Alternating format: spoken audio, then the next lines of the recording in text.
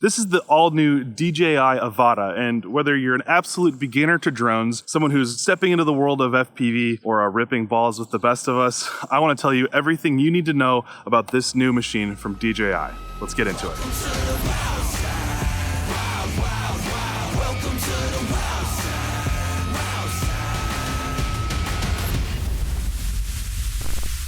DJI did send me this stuff for free, but is not paying me to make this review. It's just my kind of straight opinion. So if you see me get excited or disappointed at anything on here, it is genuinely my reaction and not something that I'm being paid to say. So I hope that you guys enjoy the video, and let's dive into it. First thing that I want to start talking about is what's the flight experience like? I was really impressed, and unexpectedly so, with the DJI flight modes, right? It has like normal, S for sport, and then M for manual, or it's actually like custom mode. You can have it be a couple different things. But the normal mode just restricts your speed to a certain speed. It restricts the amount at which you can roll and pitch to different angles, and then uses the GPS and the bottom mounted sonar and LiDAR and vision systems down there to make sure that the drone kind of maintains its position in fixed space. And then simply using the controller, you can increase altitude, decrease altitude, increase forward speed, backward speed, roll left, roll right, and then you can use the yaw to change where the camera is looking. And then as you change pitch while you're flying the drone, the gimbal actually works with you so that you don't ever see that the drone is changing pitch as you go. So like pushing forward isn't tilt forward in the flying experience, it's start moving forward. When I took this out to fly it in that mode, I thought this is the ultimate way for a beginner to learn to fly a drone. To challenge that perspective, I took this out, gave it to my buddy Michael Durr, who's never flown a drone before, and his experience was unbelievable. He was able to fly the first time. Let's check it out. Michael Durr, I've known him for about 5 years. We filmed stuff all over Indianapolis, and he has experience with Mavics and like kind of traditional drones, but never flown FPV. True. I'm gonna make him fly this drone FPV right now for the very first time. I would recommend turning your hat backwards, like a cool FPV person. So I need to do this, right? Yep, yeah, exactly. With the goggle snap and everything. Drone starting, now you can take off. So now again, first FPV flight he's ever done. And he's up in the air, ready to go. It's crazy. I mean, this is way better than line of sight for sure. But yeah, he's already like flying between trees. It's crazy how much easier this is for me. I've seen you fly, and I know how that works. Like how you have to basically keep it dialed in. Yep. Like if I just let go, it just stops. Yeah. Yep. I'm pretty amazed at the quality of the screen, because I've looked through your goggles before, and it's not this pristine, right? yeah, it's like a whole new generation. It looks like an iPhone screen. Let's see if you can fly through that little gap there. That's just go nice and easy, nice and slow. You don't have to go fast. It does. You do have tendency to want to go Woo! fast. Look at that. It's hard to keep it smooth, but I get a sense of it like pretty quickly, like how to control it, I guess. I can go under these guys. Yeah. I do really like this. Like I like it exponentially more than flying a Mavic. So it is going to return to home here because the battery is out. So now we'll just let that happen. Up automatically. Yeah, so I think I have it set to climb to like 150 feet, which is over most things. Yeah, it should be over the trees. We'll see. I've not actually let this do this yet, so I'll be curious to see. Yeah. You can also override it if you want.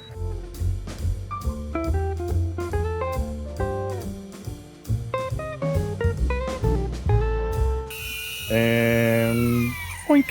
Insane. Drone's back. That was amazing. How did it go compared to your expectations? I mean, I don't know what I need Paul for anymore. I'm just joking. He hires me to fly a lot of city whoops. I mean, I was really, really impressed with how easy it was for me to fly. For what I think I would use it for, it's pretty awesome because I could do like things that I would not be comfortable doing with a Mavic, like flying through a small gap or something like that. I could easily do with this. These DJI drones are stealing our gerbs. So clicking over from normal mode into sport mode, the flying experience is just the same, but with increased exposure to danger, right? Now the drone is gonna let you go like 25 miles an hour. It's not gonna stop as fast because you picked up more momentum. It's a little bit more aggressive, but it's still using the GPS to enable you to fly. And what I wanted to say about the GPS flight modes was that I was actually really impressed with the types of flying that I could do with it. I found myself flying down a creek bed. Normally, I'm very sensitive on the throttle, right? Making sure that I'm keeping that consistent altitude, that I'm not gonna dip into the creek or anything like that. But flying it in that mode, I felt actually me as an experienced pilot a little bit more confident that I was gonna be able to fly it, because it allowed me to kind of turn off my, I've gotta focus on altitude management mode in my brain, and allowed me to just think about the shot. And I think that's part of what's so cool about this, is that when somebody who's never had experience with something like this gets a hold of it, they're gonna be able to quickly start doing shots like that because of how well this thing just kind of holds itself in 3D space.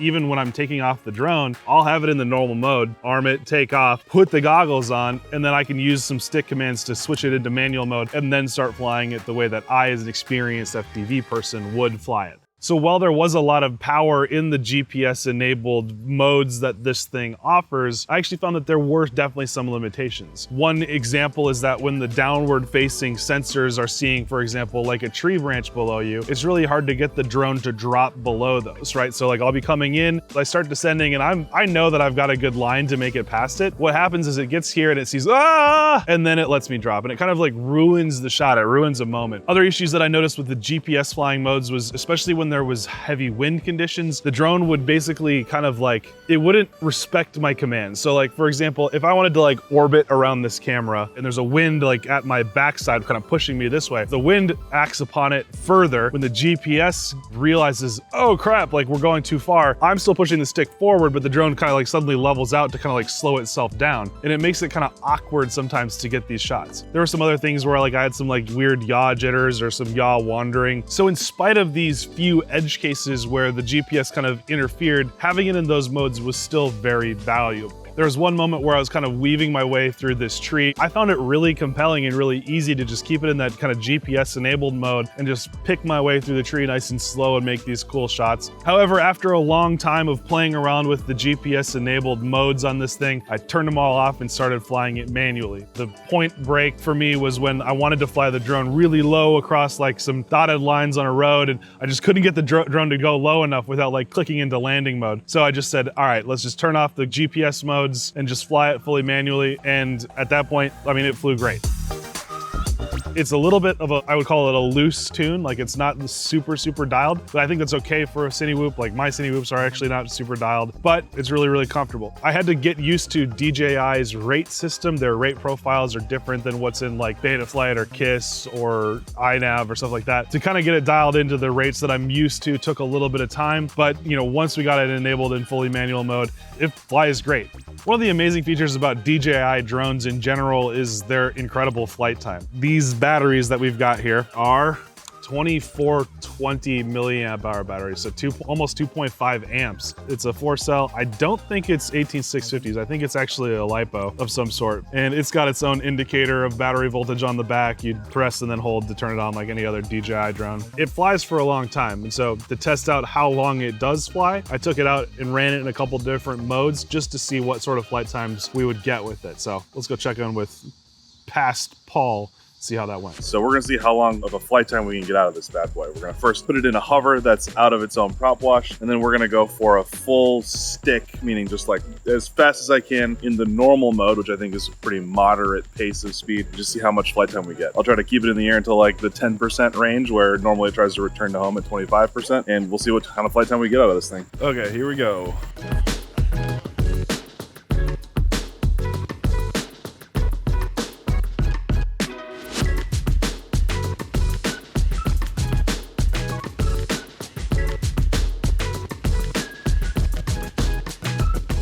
Oh, automatically landing. So it says battery too low, aircraft landing. And it just lands where it's at.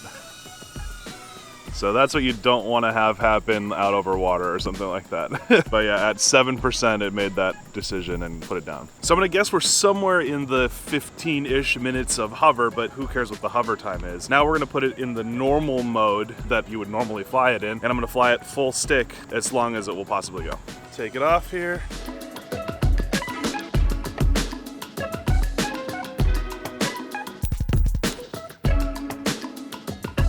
All right, I just hit the 25% mode where it wanted me to auto return to home. 22%, 18%, 12%. So I could still kind of like force it in a direction, but I'm gonna go ahead and call that good. Ooh. All right. I don't think I'm gonna bother with a full duration sports mode test. Like, that was fine. I mean, if you're gonna wrangle its neck, you're probably looking at 8-9 minutes, which is nuts for a cine whoop. Like, I'm pretty stoked about that. As someone that flies cine whoops all the time and they fly for 4 or 5 minutes tops, like, it's pretty cool that it will go that long. In addition to incredible flight time, I think the other thing that I have to call out is the unbelievable penetration of the video system. One of the things that this thing can do is punch through so much more material than the previous version of DJI FPV could. And oh my gosh, it is mind-blowing how much better this is than the previous version. Check out this quick test to show you how amazing it was. So behind me is a very long building. Like, it extends all the way down past that way. Here's an aerial shot of it. And beyond that building, there's a path in the woods. And I'm gonna fly this drone to that with goggles with patch antennas, and I'm gonna try to get as far into the path as I can before I have to go collect it. And then I'm gonna fly this. And you're gonna see how unbelievable the difference is between the two. All right, so I'm flying. I'll kind of read off some of the megabits because there's no way to actually get that data. I see already down to 41 as we cross around the building. You can see how long this building is, so we're punching through a lot of it. I'm gonna intentionally kind of drop low on this hill. Really starting to lose picture. It's still flyable, but it's sketchy. I can't even see if there are trees there. 9, 8. Barely see on the bridge. 5, 4. Couldn't tell that there was a tree there. Okay, I gotta turn around. I can't see anything. Please let me out. Oh, yes, okay. So I was at like 2 megabits, but I literally couldn't see anything. We got through, but it was sketchy and I could barely see. Like, if it was somebody was saying get a shot in there, not gonna happen. Now let's switch over to the new system and see how much better it looks. All right, here we go. Same exact spot, no patch antennas with this thing. Still 50 megabits right here. Dropping down below the ground line. Only down 10 megabits where the other one was already at like 18 or something like that. But like at this point, when I got to the bridge, like I was surprised when I saw the bridge. And now I can very clearly see that, and I'm not losing signal or anything like that. So let's just keep on rolling. You know, it's definitely, you're definitely losing it and you're definitely getting low. It's 13 megabits. But like the usable pixels that I've got back from it are so much better. But now I'm down at 5. Try to tilt my head up a little bit, maybe. Stand up a little bit taller, 7. I really don't want this to return to home, but my RC connection is still solid. The video is the only one that's even getting sketchy. 3 megabits. I've still got signal. 3 megabits. All right. I think that proves our point. So I'm now 1,000 feet away, through a building, through woods. In my drone, I still have connection and video too. Like, how ridiculous is that? And boink, out of the trees. How wild is that? Like, it is completely night and day difference. Whatever secret sauce is in this thing that is still extremely fast and connected, I'm able to punch through that much stuff. Like, I cannot wait to see like what we can get up to with it, because it just, like, you have video everywhere. The confidence that it gives you to just like, oh, over there, I'm gonna go fly through that tree for a bit and not really think about like how far I'm actually going, because the video signal is just that strong. It's so freaking crazy how good the transmission system is. So do I want to take everything that's on this and put it on a different drone? Yeah, probably. But am I super stoked to see what video transmission can continue to be moving into the future? Holy crap, yes. I cannot wait to see how good this thing can be.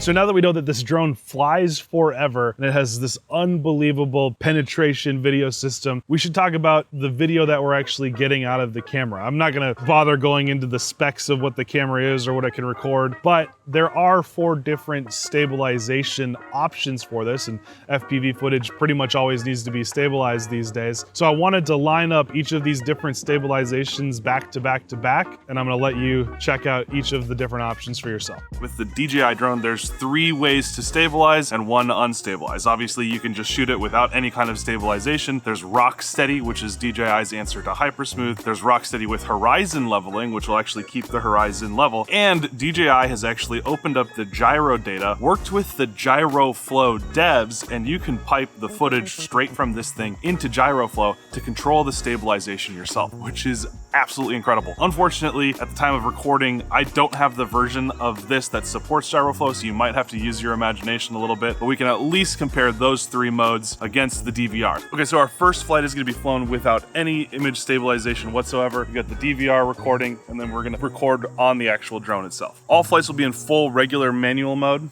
Let's do it.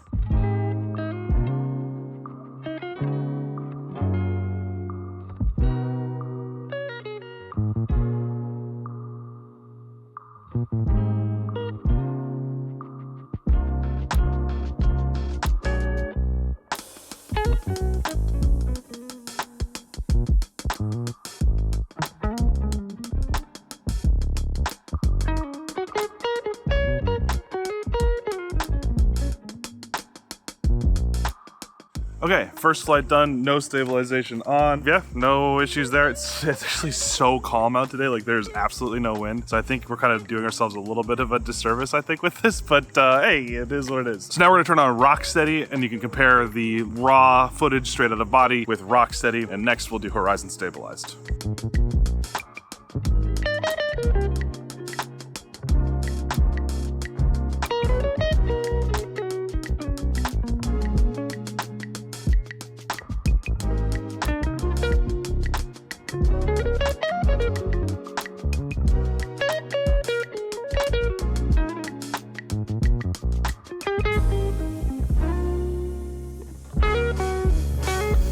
Another successful flight. Now let's turn on horizon leveling and see how that compares to just rock steady.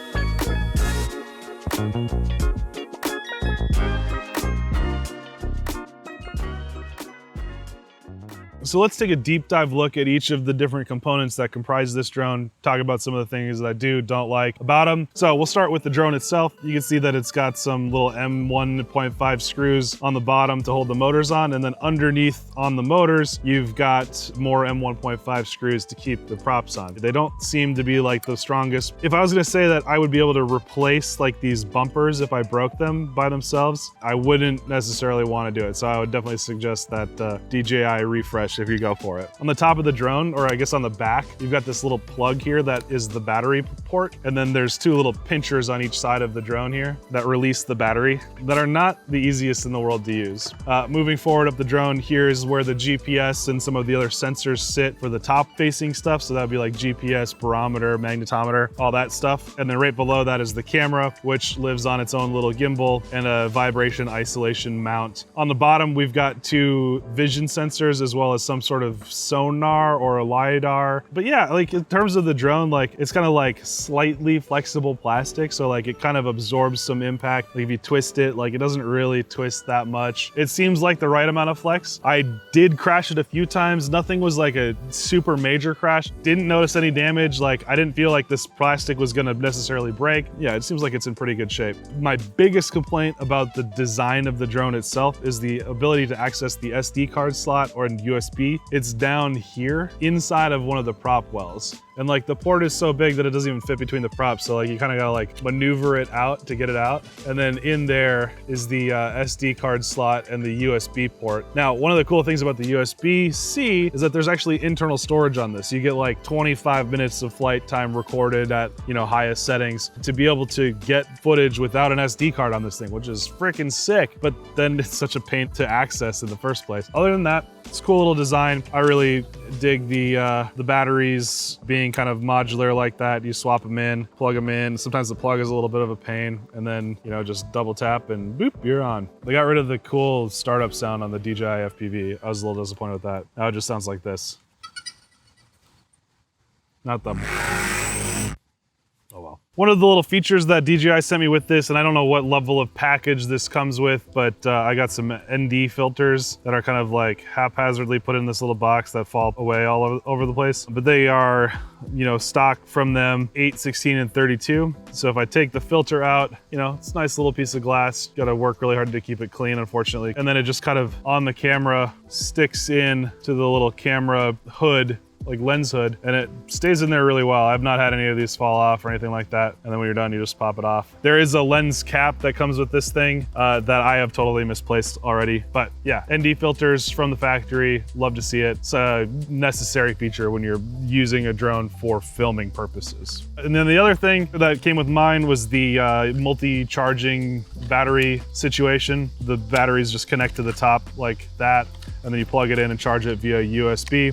You wanna make sure that you have a super fast USB charger for this, because otherwise it takes a pretty long time. With the fast charger, like a fast USB charge, it was charging in like 30 to 40 minutes, something like that per battery. So it's actually not terrible. I mean, I would prefer to be able to use a LiPo charger on them, but you can charge them pretty fast with this thing just over USB. So the amount of gear that you need to remember to bring is really low, which is kind of cool. Moving on to the controller, it's actually the same DJI FPV controller 2. The start and stop for your motors. You got the brake button here on this side. You've got the different modes. You can adjust your gimbal angle here and here. Jeez, those cicadas. This is like quick presets to like fully 90 up, 0, 90 down. You got the start and stop record, and then your sticks are normal. I actually have my throttle stick to have the spring in it still, because I've been flying it so much in the standard DJI mode. I actually just, when I flew it manual, just held the throttle down and then just kind of fought against the spring a little bit. But it's really easy to change it. You just pull off this flap here and you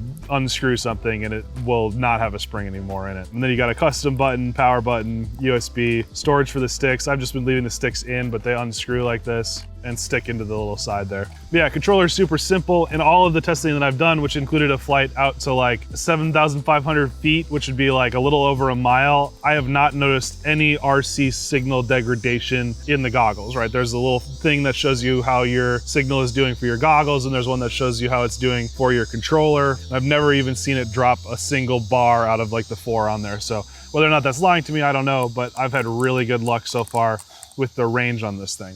Next up, let's talk about the goggles. The goggles are probably my favorite part about all of this because they're just so clean. First off, whoop, whoop, little fold up antennas, no more screwing on 4 separate antennas. You've got this awesome little eye cup cover that comes with the goggles that just lives on there just to protect them from being pointed at the sun or whatever. And then you've got a much smaller form factor. These are almost the size of like Fat Shark Dominators. My only thing that I don't really like about it is that because this nose piece that's here to kind of shield like the light coming in, it like kind of pokes me in the forehead when I like put the goggles up on my forehead like this, you know, really, really minor complaint. And then when I put the goggles on, if I don't have the strap pulled all the way down here like this, it starts to kind of pull the goggles up on my eyes a little bit, and I can't get it to stay down because my nose is a little bit too big for the thing. But inside here, there's not really any light leak. There's a little bit kind of around my nose, but my nose has a pretty steep bridge, so I could see a little bit of light leak. But also for the standard DJI FPV drone goggles, I didn't have any issues with light leak. The little bit I had was actually convenient to be able to look down at my controls, so whether or not that's a thing that bugs you, I don't know. The next thing is that there's IPD focus and depth control. So as I twist, for example, this knob here, you can see that the actual focus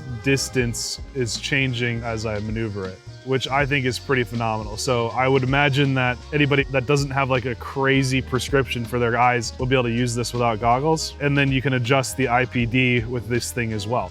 However, because these little knobs are exposed out here, when I throw the goggles in my bag, they often get bumped. So I pretty much every time I put the goggles on after having not flown for a bit, need to readjust my IPD. Usually the focus is pretty good, but the IPD changes. On this side, we've got the SD card slot for DVR. And on this side, you've got USB-C, which you can use to run straight out to your phone. And the DJI Fly app will let you see a live view of the drone, all of the telemetry, everything that you want to see in there. This is power on this side. And on this side, it's actually a headphone jack. I don't know what that's used for, 4 yet. In my testing, it didn't do anything, but there is a headphone jack there. Another thing that's kind of cool about this that I'm not sure if I really like it that much or not, but this is actually like a little touch screen. It's kind of like an old school touchpad. You use it to kind of like swipe through the menus. So like a swipe this way is like clicking the old 5-position switch one way or the other, and then a single tap clicks on something, and then tapping with both fingers at the same time goes back. One of the cool features about the goggles is that when they're powered on, when you don't have your face pressed to it, the goggles, the screens in there turn off, which